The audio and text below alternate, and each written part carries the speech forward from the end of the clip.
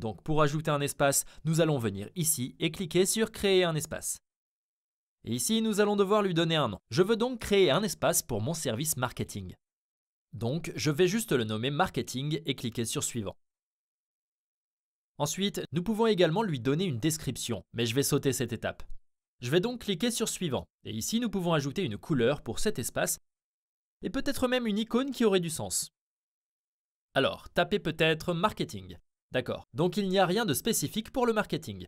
Donc je vais juste choisir le M et peut-être choisir la couleur orange, puis cliquer sur suivant. Ici, nous pouvons décider si nous voulons rendre cet espace public pour tous les membres de l'équipe de tout l'espace de travail. Ou nous pouvons également le rendre privé, puis ajouter manuellement tous les membres de l'équipe qui devraient avoir accès à cet espace.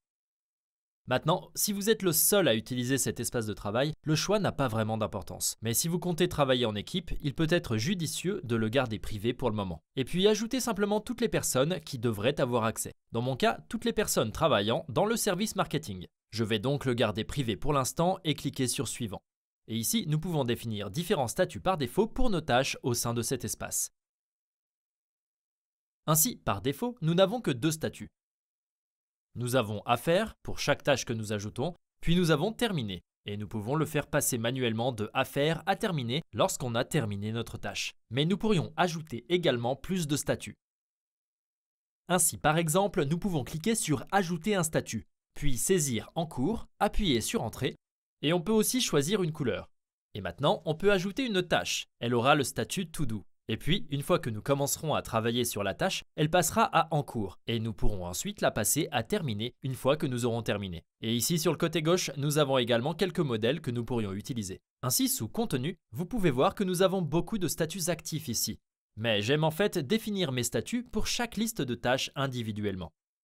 Donc ce que je vais faire ici au niveau de l'espace, c'est simplement de cliquer sur personnaliser, puis de m'en tenir à ces deux statuts, à faire et terminer, et de cliquer sur suivant. Et ici, nous pouvons ajouter quelques applications de clic pour cet espace.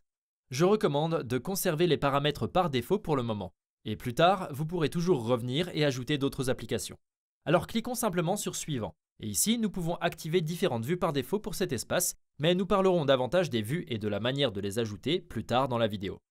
Donc pour l'instant, nous pouvons simplement continuer et cliquer sur Review Space. Et ici, nous obtenons un résumé. Donc si tout semble bon, nous pouvons cliquer sur Créer un espace.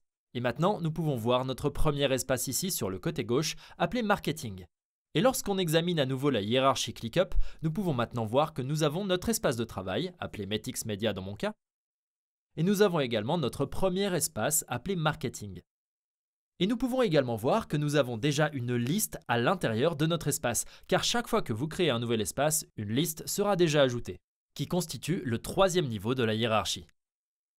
Maintenant, nous pouvons changer le nom de cette liste ou simplement la supprimer plus tard. Mais pour l'instant, je veux créer quelques espaces supplémentaires. Je vais donc simplement cliquer à nouveau sur Créer un espace, puis suivre exactement le même processus. Alors maintenant, j'ai ajouté quelques espaces supplémentaires pour différents départements de l'entreprise. Nous en avons donc un pour le marketing, les ventes, le développement des produits, le support client et les événements. Maintenant, évidemment, ceux-ci vont être différents pour votre espace de travail. Je les utilise juste comme exemple ici. Mais gardez à l'esprit qu'avec le forfait gratuit, vous disposerez d'un maximum de 5 espaces que vous pourrez ajouter. Et si vous avez besoin de plus que cela, vous devrez opter pour un forfait payant. Je recommande donc de garder vos espaces assez généraux afin que 5 suffisent pour votre espace de travail si vous souhaitez rester sur le plan gratuit.